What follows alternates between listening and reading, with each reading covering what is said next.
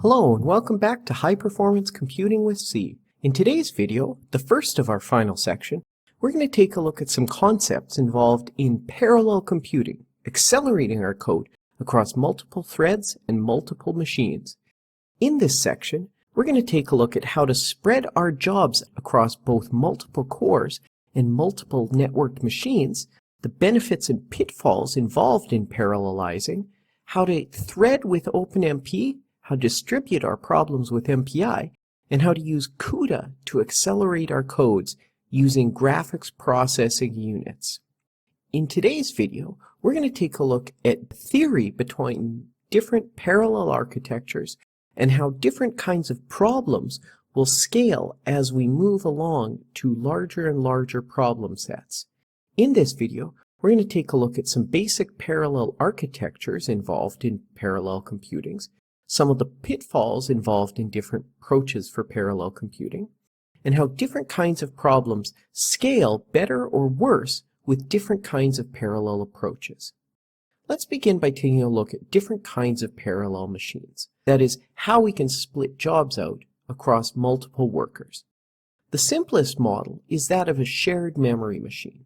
This is what you might be familiar with a multi-core processor or a multi-socket processor, where you have multiple individual CPU cores, each of them working on a separate job or separate problem, and they're all connected via one single internal bus to a single unified memory.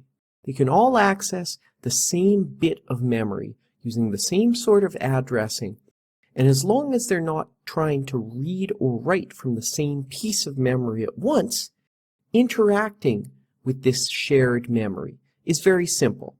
Regardless of which core is doing the job, refers to the same sort of locations in memory.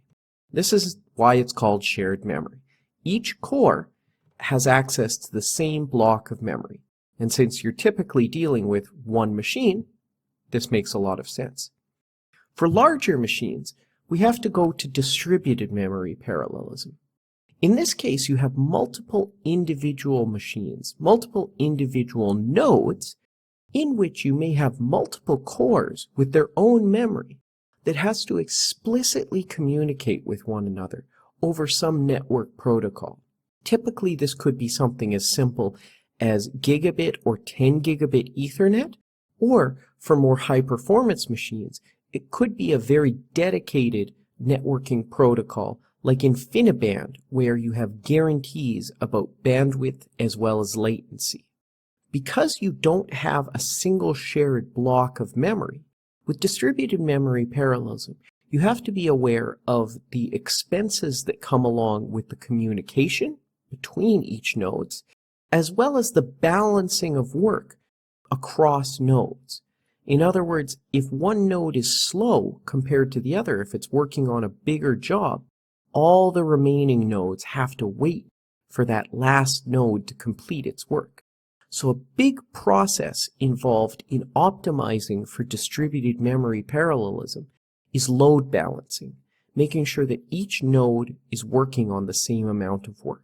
And this really brings us to scaling, strong and weak scaling, which tells us how much we might speed up our programs for larger and larger numbers of cores or larger and larger numbers of nodes.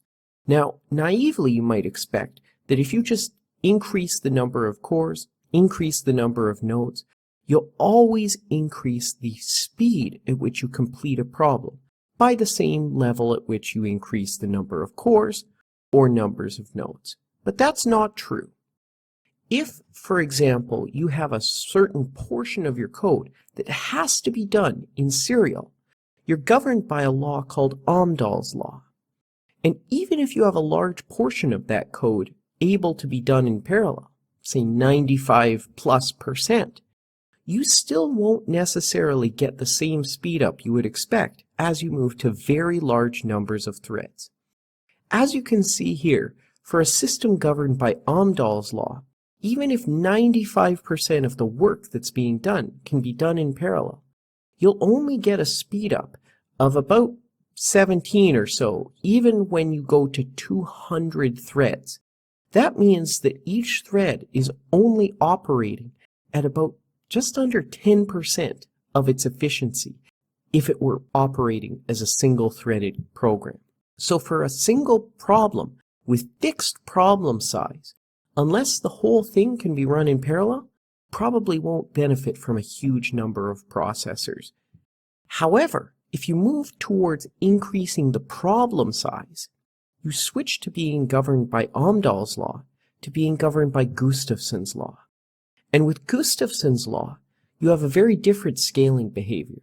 Here, you actually can approach the level of scale-up you would expect from the number of threads.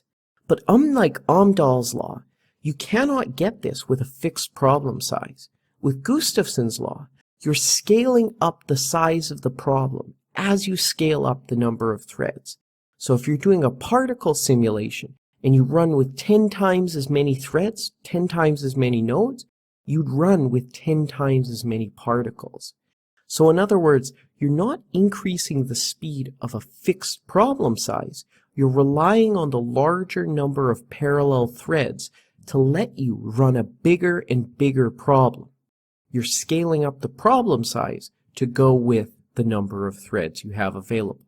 And that's what lets you scale much better.